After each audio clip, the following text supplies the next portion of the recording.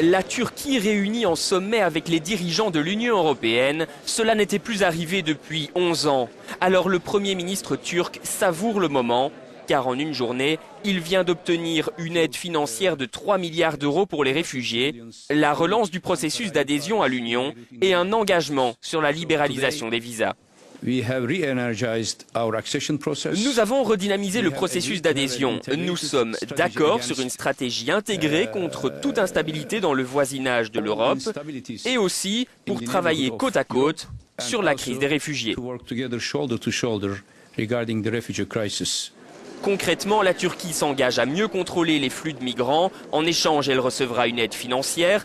D'où viendra l'argent? Aucun accord à ce sujet. Quant à la libéralisation des visas, elle est agitée comme la carotte si la Turquie respecte ses autres engagements.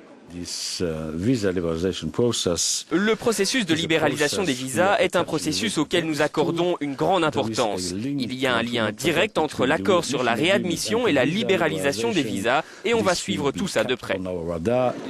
Les Européens demandent à la Turquie d'enregistrer et de trier les migrants qui peuvent obtenir l'asile et ceux qui doivent être renvoyés dans leur pays d'origine. Il y a une nécessité d'avoir des vérifications sur les personnes qui passent à travers le territoire turc.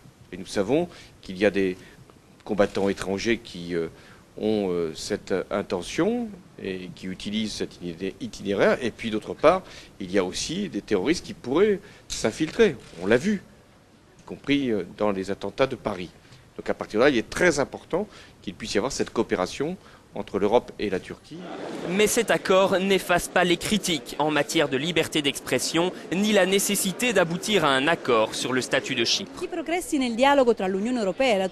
Les progrès dans les discussions entre l'Union européenne et la Turquie restent conditionnés à la reconnaissance de Chypre. Les relations entre chypriotes grecs et turcs se sont améliorées récemment. L'Union européenne et la Turquie espèrent trouver un accord sur le statut de Chypre d'ici le printemps prochain.